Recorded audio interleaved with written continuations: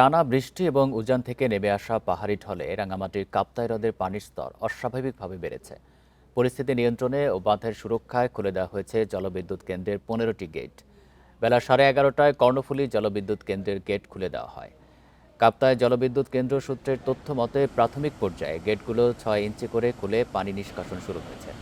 হ্রদের সর্বোচ্চ পানি ধারণ ক্ষমতা ১০৯ ফুট, কিন্তু সাম্প্রতিক টানা বৃষ্টিতে পানির উচ্চতা বিপদসীমার কাছাকাছি চলে আসে।